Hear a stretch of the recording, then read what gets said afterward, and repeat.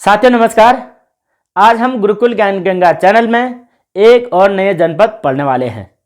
इससे पहले हमने उत्तराखंड के उत्तरकाशी जनपद तथा देहरादून जनपद को पूरा पढ़ लिया है। उस वीडियो को देखने के लिए आप आई बटन में जाकर के उसे पहले वॉच कर सकते हैं। वहां पर आपको बहुत कुछ जानकारियां उपलब्ध होंगी। यदि आप जनपद सीरीज को कंटिन्यू तरीके से देखना चाहते हैं तो आप पहले प्लेलिस्ट में जाकर के उन्हें भी देख सकते हैं। गुरुकुल ज्ञान गंगा चैनल में पहले से ही उत्तराखंड इतिहास और उत्तराखंड भौगोलिक परिदृश्य से कई वीडियोस हैं, आप उन्हें भी वॉच कीजिए। आने वाले आपके एग्जाम्स के लिए बहुत ही हेल्पफुल होने वाली है। तो आज हम पढ़ने वाले हैं कुमाऊं क्षेत्र का एक प्रमुख जनपद, वह है अल्मोड़ा डिस्ट्रिक्ट, जिसे कि उत्तराखंड में संस्कृति या सांस्कृतिक नगर भी कहा जाता है। बहुत ही इम्पोर्टेंट है, बहुत प्रमुख है। आज हम इस अल्मोड़ा सांस्कृतिक नगर के बारे में पढ़ने वाले हैं। क्या कुछ इस अल्मोड़ा से इम्पोर्टेंट तथ्य हो सकते हैं जो कि आने वाले हमारे एग्जाम्स में पूछे जाएं। अल्मोड़ा जनपद से जितने भी इम्पोर्टेंट सारे तथ्य आने वाले एग्जाम्स में पूछे जाएंगे, वे सब चीज़ों पर हम आज डिस्कस करने वाले हैं। तो वीडियो को बिना विलंब किए हुए आप एक लाइक और शेयर जरूर करें। हम आगे वीडियो स्टार्ट करते हैं। देखिए, अल्मोड़ा जनपद में कई चीज़ें हैं, कई मंदिर हैं, यानी मंदिरों की नगरी भी यही है, और कई प्रकार के तथ्य अल्मोड़ा से जुड़े हुए हैं, क्योंकि अल्मोड़ा अपने आप में एक सांस्कृतिक नगरी भी रही है। और कुमाऊं के जितने भी प्रमुख राजा रहे हैं इतिहास में, उनकी प्रमुख राजधानी भी अल्मोड़ा रही है। वैसे तो अल्मोड़ा प्राचीन समय में कुलिंद काल में भी अल्मोड़ा का एक अपना अस्तित्व है, क्योंकि कुलिंद काल में कुलिंद राजाओं के अल्मोड़ा प्रकार के सिक्के मिले थे। इस आधार पर अल्मोड़ा का अपना काफ़ी प्राचीन इतिहास है। यदि हम प्राग ऐतिहासिक काल में चले जाएं तो अल्मोड़ा में लखुडियार, लोएथा, पेटसाल, इस प्रकार के फलसीमा आदि कई प्राग ऐतिहासिक कालीन स्थल भी उपलब्ध होते हैं। आप यदि उन पुरा स्थलों के बारे में जानना चाहते हैं तो हमारे इतिहास की प्लेलिस्ट में जाकर के आप उसे भी देख सकते हैं। बहुत अच्छी डिटेलिंग नोट्स आप वहां से अपना बना सकते हैं। यहाँ पर हम अल्मोड़ा की बात करें तो प्राचीन समय से इसका अपना इतिहास रहा है। जब अल्मोड़ा कत्यूरी काल के समय में था, यानी कार्तिकेयपुर राजवंश जो कत्यूर घाटी में बस गए थे, उस काल में भी अल्मोड़ा का अस्तित्व था। यानी अल्मोड़ा में कत्यूर घाटी के राजाओं का अस्तित्व होता था। उसके बाद आ जाता है चंदों का समय, और चंद जब अल्मोड़ा में आते हैं तो वे भी अपने किलों का निर्माण करते हैं और अल्मोड़ा को डेवलप करते हैं, अल्मोड़ा की स्थापना करते हैं। फिर उसके बाद अल्मोड़ा एक बार फिर गोरखा काल के अधीन गोरखाओं ने अपने कब्जे में ले लिया था। फिर गोरखाओं को भगा करके बाद में अंग्रेजों ने इस अल्मोड़ा को गोरखानी से मुक्त करके पूरे कुमाऊं क्षेत्र के एक कमिश्नरी का गठन किया था। वो उसका मुख्यालय भी अल्मोड़ा ही पहले स्थापित किया था। तो इस अल्मोड़ा के बारे में हम कुछ इंपॉर्टेंट तथ्य जान लेते हैं। वैसे अल्मोड़ा जनपद को मुख्यतः राजाओं की घाटी के नाम से भी जाना जाता है, क्योंकि इस क्षेत्र में कई राजा हुए हैं। चंद्रवंश के जितने भी परम प्रतापी राजा हुए हैं, उनकी राजधानी अल्मोड़ा ही हुआ करती थी। यदि आप चंद्रवंश को भी डिटेल में पढ़ना चाहते हैं, उसे भी प्ले लिस्ट में जाके देखें। यहाँ पर अल्मोड़ा जनपद की स्थापना की बात की जाए तो जनपद का गठन हुआ था 1891 में। ब्रिटिश काल में 1891 में अल्मोड़ा तथा नैनीताल दो जनपदों की साथ ही स्थापना की गई थी अंग्रेजों के द्वारा, क्योंकि ये कुमाऊं कमिश्नरी भी रही है एक समय में। यहाँ पर अंग्रेजों की कुमाऊं कमिश्नरी अल्मोड़ा में ही हुआ करती थी। इस अल्मोड़ा का प्राचीन नाम को लेकर कुछ बात करते हैं। मानस खंड ग्रंथ में अल्मोड़ा को रामशिला के नाम से जाना गया है। ये इसी प्रकार के तथ्य आजकल पूछे जा रहे हैं कि भाई अल्मोड़ा के प्राचीन नाम क्या थे या किस ग्रंथ में कैसे नाम दिया गया है। तो मानस खंड में रामशिला के नाम से भी जानते हैं। साथ ही यदि तिरमल चंद, जो कि यहाँ अल्मोड़ा के ही चंद राजा थे, और बाज बहादुर चंद, जो कि ये भी अल्मोड़ा के ही राजा थे, इन दोनों के यदि ताम्रपत्र देखे जाए, इनके जो उपलब्ध ताम्रपत्र हैं, इन दोनों के जो उपलब्ध ताम्रपत्र है, तिरमल चंद का 1628 का और बाज बहादुर चंद का 1669 का, इन दोनों ने अपने ताम्रपत्र में अल्मोड़ा शब्द का प्रयोग किया है। यानी यह क्षेत्र अल्मोड़ा इनके ताम्रपत्र के अनुसार भी कहा गया है। अब इसके प्रॉपर तरीके से नामकरण पर इतिहासकार क्या बातें कहते हैं या इसका किस प्रकार से नाम हुआ था। तो इसका नामकरण की बात करें तो इसका नामकरण जो है एक अल्मोड़ा नामक एक घास से हुआ है। यानी अल्मोड़ एक घास होती है, उस घास की वजह से इसका नाम अल्मोड़ा पड़ा हुआ है। ये भी कई बार प्रश्न आ जाते हैं कि भाई किस जनपद का नाम एक घास के नाम से रखा गया है। तो अल्मोड़ा का नाम रखा गया है, ये तो ऑब्वियसली। इस प्रकार से घास के नाम की वजह से किसी भी जनपद का ऐसा नाम नहीं रखा गया है। अब अल्मोड़ा के कई और नाम हैं, ये आप याद रखें, ये अल्मोड़ा के उपनाम पूछे जाते हैं। अन्य नामों में आप देखिए, एक रामशिला जो कि सबसे पहला मानस खंड में कहा गया था। उसके बाद आलमनगर, ये आलमनगर मुगल काल के समय में इस बाज बहादुर चंद ने मुगलियों से प्रभावित होकर के ये नाम दे दिया था, आलमनगर नाम रखा था। एक नाम है खगमरा कोट, जो कि चंद्रवंशों ने अपनी राजधानी यहाँ जब बनाई थी तब खगमरा कोट के नाम से ये जाना गया था। फिर राजापुर, इस खगमरा कोट की राजधानी के नाम से राजापुर कहलाया। राम क्षेत्र, जब कमिश्नर रैमजे का शासन यहाँ उत्तराखंड में था तो इस क्षेत्र को उस समय काफ़ी अच्छा डेवलपमेंट इन्होंने किया था, तो राम क्षेत्र के नाम से जाना गया। ताम्रनगरी इसलिए कहते हैं क्योंकि अल्मोड़ा में ही सर्वाधिक ताम्र पाया जाता है उत्तराखंड में, इसलिए इसे ताम्रनगरी कहते हैं। यही अल्मोड़ा में ही एक पीतल नगरी भी है जिसका नाम है मरचूला। अल्मोड़ा के ही अंदर मरचूला नाम का एक पीतल नगरी भी है। यदि उत्तराखंड में धातुओं के आधार पर पूछा जाए तो ताम्रनगरी और पीतल नगरी दोनों के दोनों आप अल्मोड़ा ही समझ लेंगे। तो इसके बाद ये तो हमने बात कर दी भाई अल्मोड़ा की नामकरण को लेकर के, और अल्मोड़ा के क्या क्या नाम हो सकते हैं, क्या क्या अल्मोड़ा के नामों से रिलेटेड क्वेश्चन बन सकते हैं। तो कई नाम हैं, आप इस तरीके से याद रख सकते हैं, या अपने नोटबुक अगर आपके पास है तो उसमें नोट कर लीजिए, ये बहुत इंपॉर्टेंट है। और मैंने बताया राजाओं की घाटी के नाम से भी अल्मोड़ा जनपद को जानते हैं, क्योंकि यहाँ पर कई वीर प्रतापी राजा हुए हैं। अब आइए बात करते हैं इस मानचित्र के ऊपर।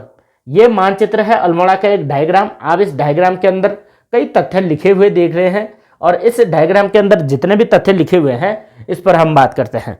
क्या कुछ इंपॉर्टेंट इनमें से एग्जाम के लिए होगा?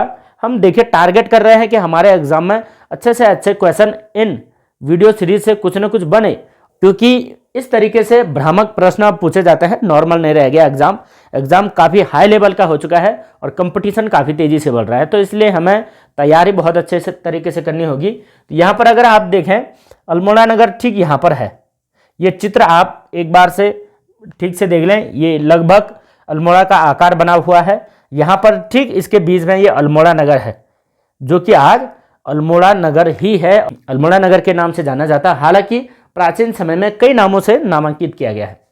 अब अल्मोड़ा की बात करें तो ये अल्मोड़ा जो नगर है ये दो नदियों के बीच में है, यानी दो नदियों के मध्य दोआब क्षेत्र आप कह सकते हैं, लेकिन दोआब लगभग प्रॉपर तरीके से नहीं है क्योंकि ये पहाड़ी क्षेत्र है, तो दोआब प्रॉपर तरीके से कह भी नहीं सकते, लेकिन दो नदियों के मध्य बसा हुआ है। एक है सुयाल नदी, जिसके निकट की यहाँ पर लखोडियार भी है, ये अल्मोड़ा में ही ये सुयाल नदी, लखोडियार, फलसीमा आदि प्राचीन स्थल भी यही है। और एक है कोसी नदी, ये कोसी नदी भी बहुत इंपॉर्टेंट। इन दोनों नदियों के मध्य में अल्मोड़ा नगर है। यदि अल्मोड़ा नगर के लिए पूछा जाए तो ये सुयाल नदी के दाएं तट पर और कोसी नदी के बाएं तट पर। अब आप चित्र में देख करके तो लग रहा होगा कि ये भाई दाएं है, लेकिन जिस तरह नदी बहती है उस हिसाब से इसका अंदाजा लगाया जाता है, तो ये बाएं तरफ हो जाता है। इस प्रकार से नदी ऊपर से नीचे आ रही तो बाएं तरफ, और अगर नदी ऊपर से नीचे आ रही है दाएं तरफ तो सुयाल नदी के दाएं तरफ है, इसलिए हमने इसे याद रखना है। ये जो अल्मोड़ा नगर है, ये अल्मोड़ा नगर मुख्यतः दो भागों में बटा हुआ है। मतलब दो भाग कैसे, एक भाग को इसको तैली फाट कहते हैं और एक भाग को सैली फाट कहते हैं। तैली फाट का मतलब ये हुआ धूप लगने वाला जो स्थान है जहाँ तैल है, और एक सैली हुआ जिसे सिल क्षेत्र भी कहा जाता है, यानी ठंडा, यहाँ धूप कम लगती है, छाँव वाला प्रदेश। तो ये अल्मोड़ा दो क्षेत्रों में बटा हुआ है, एक तैली फाट में और एक सैली फाट में। जो पूर्वी वाला हिस्सा है ये तैली फाट है, यहाँ पर धूप अच्छी लगती है, और पश्चिमी वाला सैली फाट। तो अल्मोड़ा नगर तैली और सैली दो फाट में बटा हुआ है। अल्मोड़ा नगर की बात करें तो ये अल्मोड़ा जो है, यदि आप दूर से देखें तो पहाड़ी पर ऐसे लगता है कि घोड़े की काठीनुमा आकार हो। तो घोड़े की जो काठी होती है इस प्रकार से, उस प्रकार से इसका आकार है, और इसका जो विस्तार फैला हुआ है अल्मोड़ा का, इस तरीके से एक घोड़े की नाल आकार में ये अल्मोड़ा नगर फैला हुआ है।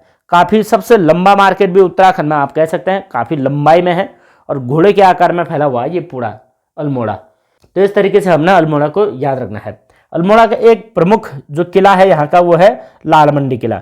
लाल मंडी किला बहुत इंपॉर्टेंट है, और ये लाल मंडी किला को फोर्ट मोइरा के नाम से भी जाना जाता है।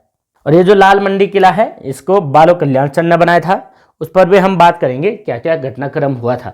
तो इतना हम याद रखें। और एक इस अल्मोड़ा पर कब्जा करने के लिए एक महत्वपूर्ण युद्ध आप याद रखें वह है लाल मंडी का युद्ध। ये लाल मंडी जो एक किला है इसी में युद्ध हुआ था, वो हुआ था 25 अप्रैल 1815। ये तब की बात है जब गोरखा काल के समय में, यानी गोरखाओं के अंत समय में, यहाँ ब्रिटिशों ने गोरखानी से मुक्त करने के लिए यहाँ अल्मोड़ा पर आक्रमण किया था। तो 25 अप्रैल 1815 की बात है जब एक निकोलस नाम का जो सेनापति था, कमांडर था ब्रिटिशों का, वो आता है और यहाँ चामू भंडारी से युद्ध हो जाता है। चामू भंडारी पराजित हो जाता है, जो कि उस समय कुमाऊं का एक प्रमुख ये जो बम शाह था, ये बम शाह उस समय कुमाऊं का सूबा था। इस सूबा को हरा करके जो है गार्डनर ने जीत हासिल कर ली थी, या निकोलस ने। तो निकोलस और गार्डनर एक तरफ थे और चामू भंडारी और बम शाह एक तरफ थे। इन लोगों द्वारा यहाँ पर युद्ध किया गया और यहाँ पर चामू भंडारी और बम शाह हार गए थे।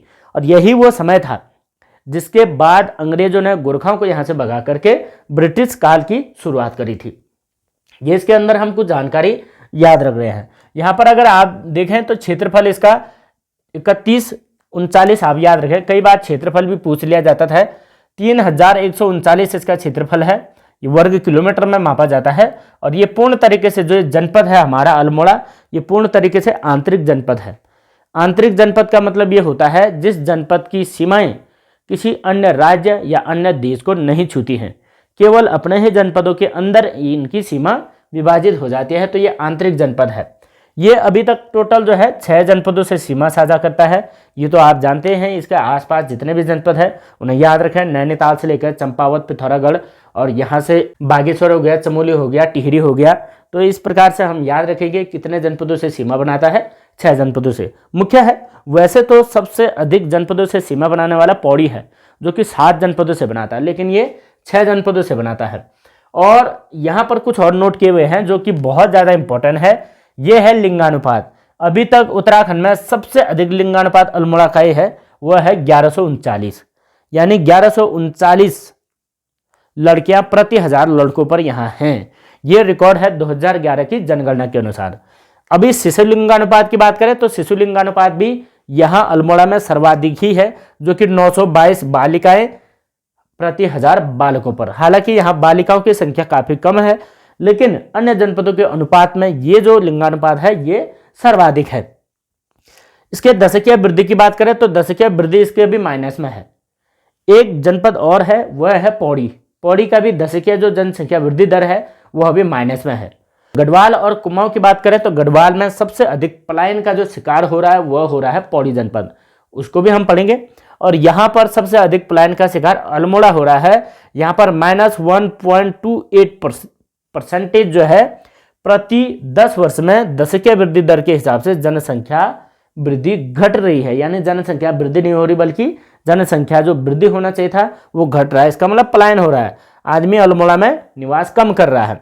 जनघनत्व की बात करें तो 198 लोग जो है प्रति किलोमीटर, समय समय पर यह भी घट रहा है। यदि 2011 के अनुसार बात करें तो यहाँ जनघनत्व मात्र 3% बढ़ा है, जो कि उत्तराखंड के सबसे न्यूनतम जनघनत्व की वृद्धि है। ये इतना जनघनत्व किसी भी जनपद का नहीं बढ़ा है, जिसका भी बढ़ा हुआ है ज़्यादा बढ़ा है, तो ये सबसे न्यूनतम है।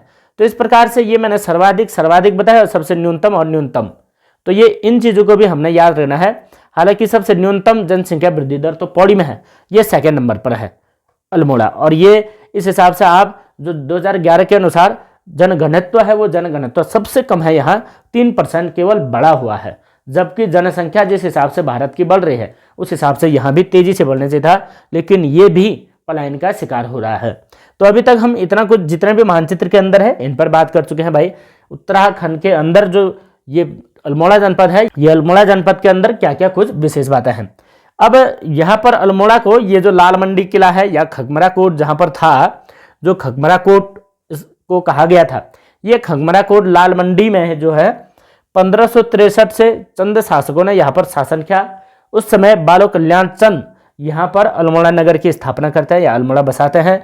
1790 में गोरखाओं ने यहाँ पर शासन किया था, जबकि सबसे पहले गोरखाओं ने यहाँ पर महेंद्र चंद नामक राजा को, चंदों का जो अंतिम राजा था, उन्हें हराया था और यहाँ पर गोरखानी राज शुरू कर दिया था। 1815 से ब्रिटिश शासन शुरू हो गया था इसी अल्मोड़ा में। तो ये कई राजाओं की या कई शासकों ने यहाँ पर शासन किया, इसलिए क्या कहते हैं, राजाओं की घाटी के नाम से जाना जाता है। बाय द वे आप उपनाम सभी कुछ याद रख सकते हैं, बहुत बार ये पूछा जाता है। अब अल्मोड़ा के अंदर कुछ विशेष तथ्य और हैं जो कि अल्मोड़ा के कुछ ऐतिहासिक घटनाक्रम से जुड़ा हुआ है, यहाँ पर हम कुछ डिस्कस कर लेते हैं। एक आध पॉइंट यहाँ से भी आपके एग्जाम में बनने वाले हैं। चंद राजाओं की प्रारंभिक जो राजधानी होती है वह होती है चंपावत में। अब चंपावत में राजधानी सोमचंद ने शुरू किया था। उसके बाद चंद राजा भिकमचंद, जिसे कि भीष्मचंद भी कहते थे, जो चंद वंश का 43वां राजा था, इस 43वें राजा ने जो है अपनी राजधानी परिवर्तन करने की इच्छा रखी यहाँ पर अल्मोड़ा में, और ये चंपावत से अल्मोड़ा अपनी राजधानी लाना चाहता था। कौन? भिकमचंद या भीष्मचंद। उसके बाद इनका ये सपना अधूरा रह गया था और इनकी मृत्यु हो गई थी, क्योंकि एक आक्रमणकारी ने, विद्रोही ने इनकी मृत्यु कर दी थी या इन्हें मार दिया था। उसके बाद इनका ही एक गोद लिया हुआ पुत्र था जिनका नाम बालो कल्याण था, और बालो कल्याण चंद ने 1563 में ही यहाँ अल्मोड़ा अपनी राजधानी बनाई, यानी चंदों की दूसरी राजधानी ये हो गई थी। और राजधानी की स्थापना भी इन्होंने करी थी 1563 में ही यहाँ अल्मोड़ा में, और इस राजधानी को, पूरे राजधानी को राजापुर के नाम से दिया। और ये जो अल्मोड़ा में इन्होंने एक किला बनाया था, उस किले का नाम था खगमरा कोट, ये बालो कल्याण चंद ने ही बनाया। उसके बाद इन्होंने जो यहाँ पर ये लाल मंडी का किला है, ये लाल मंडी किला भी बालो कल्याण चंद ही बनाता है। यानी अल्मोड़ा में बालो कल्याण चंद ने अल्मोड़ा नगर की आधुनिक हिसाब से स्थापना कर दी थी। उसके बाद अल्मोड़ा नगर को भी बसाने का श्रेय जो है बालो कल्याण चंद को ही जाता है। इस प्रकार से चंदों का बहुत बड़ा योगदान है इस अल्मोड़ा के इतिहास को लेकर के। यदि हम बाज बहादुर की बात करें तो बाज बहादुर चंद ने, जो कि चंदों का 50वां राजा था, इस 50वें राजा ने मुगलों को खुश करने के लिए इस अल्मोड़ा को आलमनगर के नाम से संबोधित करना शुरू कर दिया था। ये अल्मोड़ा को आलमनगर दे दिया था। और उसके बाद कुछ घटनाक्रम या कुछ सम्मेलन वगैरह यहाँ पर होते हैं अल्मोड़ा के अंदर, जो कि बहुत ही ज़्यादा खास हैं। यहाँ बात करें डिबेटिंग क्लब, ये डिबेटिंग क्लब एक राजनीतिक जागरूकता फैलाने के लिए स्थापित किया गया था। इसकी स्थापना 1870 में हो गई थी और ये बुद्धि बल्लभ पंत ने की थी। याद रखिए, बुद्धि बल्लभ पंत, कई जगह कन्फ्यूजन हो जाता है, गोविंद बल्लभ पंत भी आ जाता है, तो गोविंद बल्लभ पंत नहीं बल्कि बुद्धि बल्लभ पंत, आप पीवी पंत के नाम से याद रख सकते हैं। इन्होंने डिबेटिंग क्लब बनाया था, और ये डिबेटिंग क्लब बनाने के लिए इन्होंने भीम सिंह को इसका अध्यक्ष बनाया था। कहा जाता है कि ये भी चंद राजाओं के ही वंशज थे, और उस वंशज ने इसकी अध्यक्षता की थी डिबेटिंग क्लब की। हालांकि डिबेटिंग क्लब के संस्थापक बीबी पंत थे। उसके बाद इन्होंने कुछ समय बाद, यानी 1 साल के अंतराल में 1871 में अल्मोड़ा अखबार प्रकाशित किया था। यहाँ से, अल्मोड़ा से ही अल्मोड़ा अखबार 1918 को बंद कर दिया गया था। तो अल्मोड़ा अखबार यानी समाचार पत्रों के इतिहास के ऊपर भी हम बात करेंगे, उसके लिए स्पेशल वीडियो सीरीज लेकर आएंगे। तो यहाँ पर हम इतना याद रखें, डिबेटिंग क्लब बहुत महत्वपूर्ण था, जिसे कि बुद्धि बल्लभ पंत ने स्थापित किया था। और डिबेटिंग क्लब जब स्थापित किया, किसकी अध्यक्षता में किया था? भीम सिंह। तो इसे भी हम जानकारी में रखें। उसके बाद एक तथ्य और है, जो है 30 सितंबर 1916। ये बहुत इंपॉर्टेंट तथ्य है। ये है कुमाऊं परिषद की स्थापना।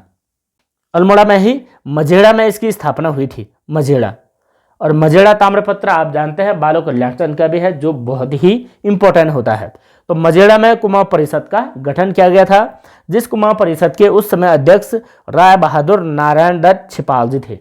ये आप याद रखें, राय बहादुर नारायण दत्त छिपाल किसके अध्यक्ष? कुमाऊं परिषद के अध्यक्ष, जिस समय इनकी स्थापना हुई थी, यानी 30 सितंबर 1916। अब ये जो कुमाऊं परिषद है, इसके पूरे उत्तराखंड भर में 6 सम्मेलन किए जाते हैं। पहला सम्मेलन इसका 1917 में ही हो चुका था। उसके बाद इसका जो अंतिम सम्मेलन होता है वो 1926 में होता है। जब 1926 में इसका सम्मेलन होता है, वो आगे जाकर के कुमाऊं कांग्रेस के साथ विलय हो जाता है। तब से कुमाऊं कांग्रेस के नाम से जाना जाता है, यानी अल्मोड़ा कांग्रेस उस समय कहते थे, बाद में कुमाऊं कांग्रेस हो गया था। और यहाँ की बात करें तो ये कुमाऊं कांग्रेस की भी स्थापना, यानी अल्मोड़ा कांग्रेस की स्थापना 1912 में ही यहाँ अल्मोड़ा में हो चुकी थी। ज्वालादत्त जोशी, सदानंद सनवाल और हरिराम पांडे, ये 3 प्रमुख लोग थे, इनके साथ अन्य भी लोग थे। इन्होंने कुमाऊं में कांग्रेस की स्थापना कर दी थी, यानी अल्मोड़ा कांग्रेस। बाद में जाकर के ये बात याद रखें आप, ये तथ्य बहुत बार पूछा जाता है कि भाई इन दोनों का, जो ये कुमाऊं परिषद है और ये जो अल्मोड़ा कांग्रेस है, इन दोनों का विलय कब हुआ था? तो इसके लिए 1926 हम याद रखेंगे, बहुत इंपॉर्टेंट तथ्य है, ये बार बार पूछा जाता है। 1926 में इसी कुमाऊं परिषद का अंतिम सम्मेलन था, जिसकी अध्यक्षता बैरिस्टर मुकुंदीलाल ने की थी। और बैरिस्टर मुकुंदलाल ने इन दोनों को एक कर दिया था, क्योंकि जरूरत थी कुमाऊं में एक राष्ट्रीय आंदोलन की शुरुआत करना। राष्ट्रीय स्तर पर आंदोलन करने के लिए एक यूनिटी चाहिए थी, एक संगठन चाहिए था, और वो संगठन इस कुमाऊं कांग्रेस के रूप में हमें प्राप्त हो रहा था इन दोनों को मिला करके।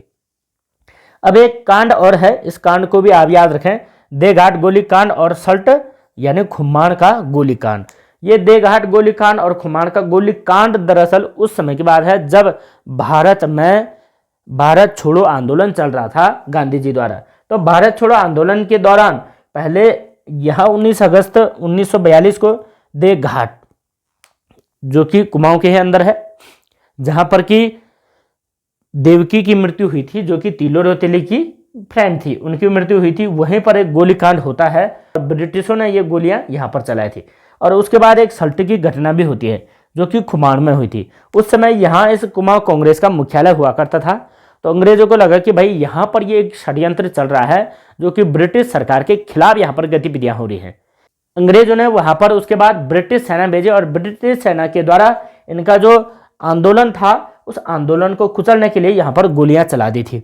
तो यहाँ पर कई लोग शहीद हुए थे। खेमानंद और गंगाराम जैसे दो प्रमुख क्रांतिकारी यहाँ पर उसी समय तत्काल शहीद हो गए थे। तो ये बहुत दुखद घटना थी, और 5 सितंबर को आज भी सल्ट क्षेत्र में शहीद दिवस के रूप में भी मनाया जाता है। ये जो गोलियां चलवाने वाला जो ब्रिटिश कमांडर था, यानी उस समय एसडीएम जॉनसन नाम का एक अंग्रेज था, उन्होंने गोलियां चलाने के आदेश दिए थे। और आज इस सल्ट क्षेत्र को कुमाऊं का बारदोली के नाम से जाना जाता है, और ये बारदोली यहीं पर है, पास में है। इस पर भी हम बात करेंगे, लेकिन नेक्स्ट चैप्टर में करेंगे, क्योंकि ये डिटेल है। हम इस चीज़ की जानकारी उत्तराखंड के राष्ट्रीय आंदोलनों में जो भूमिका रही है उसमें बात करेंगे। कई आंदोलन और हैं जो कि उत्तराखंड से हुए थे। इतना आप याद रखें, इस खुमाण को यानी सल्ट क्षेत्र को कुमाऊं का बारदोली कहते हैं। और ये घटना यहाँ पर 5 सितंबर 1942 को हुई थी, और खेमानंद और गंगाराम दो भाई उसी समय गोलियों में मारे गए थे, जो कि एसडीएम जॉनसन ने यहाँ पर गोलियां चलाई थी। जॉनसन ने इसलिए गोलियां चलाई थी, भाई ये लोग अपना शांतिप्रिय जुलूस निकाल रहे थे, आंदोलन कर रहे थे, कहीं ना कहीं उन्हें लगा कि भारत छोड़ो आंदोलन यहाँ भी हावी हो रहा है, तो गोलियां चलवा दी। इस प्रकार के अत्याचार अंग्रेजों के द्वारा यहाँ किए गए थे अल्मोड़ा में। हालांकि एक अल्मोड़ा के अलावा यहाँ पौड़ी क्षेत्र में एक गुजड़ू नामक स्थल भी था, वहाँ पर भी इसी प्रकार का घटनाक्रम अंग्रेजों के द्वारा किया गया था। भले वहाँ पर गोलियां नहीं चली थी, लेकिन अंग्रेजों ने दमन किया था क्रांतिकारियों का। एक अल्मोड़ा का एक स्पेशल कानून होता है अंग्रेजों के समय में, वो होता है लोटा कानून। ये बड़ा इंटरेस्टिंग था। लोटा कानून स्वच्छता से रिलेटेड था। एक्चुअल होता क्या था कि खुले में शौच करने को लेकर के एक कानून बनाया था इन्होंने, ताकि स्वच्छता बनी रहे। और वहाँ अल्मोड़ा क्षेत्र के जितने भी जो लोग होंगे उस समय, क्योंकि शौचालय तो होते नहीं थे और खुले में शौच किया करते थे, तो अंग्रेजों ने एक ऐसा कानून बनाया जिससे कि उस खुले में शौच करने को लेकर के प्रतिबंधित किया जाए। और उसमें उन्होंने एक सेना स्पेशल बनाई थी जिसे कि बरकंदाज कहा गया था, यानी बरकंदाज नामक पुलिस अधिकारी की नियुक्ति की थी, और उसकी देखरेख में इस पर प्रतिबंध लगाया जाना था। जो लोग खुले में शौच करते हुए दिखे, लोटा ले जाते हुए, तो उनको गिरफ्तार करना था और पकड़ना था। तो इस प्रकार के कानून भी अंग्रेजों ने बनाए थे। अंग्रेजों ने कई प्रकार के रूल्स बनाए थे। इसके बाद इन्होंने एक 1917 में यहाँ पर एक वाटर रूल्स भी लागू किए थे। तो वाटर रूल्स जो लागू हुआ था अल्मोड़ा में ही 1917 में। इस प्रकार के घटनाक्रम इस अल्मोड़ा से जुड़े हुए हैं। उसके साथ एक दो तथ्य और हैं जो कि बहुत ही ज़्यादा इंपॉर्टेंट हैं, उन्हें भी याद रखें। देश सेवक संगठन, एक ये देश सेवक संगठन की स्थापना की गई थी अल्मोड़ा के अंदर। वो की गई थी एक्चुअल में 1942, जबकि भारत छोड़ो आंदोलन हो रहा था।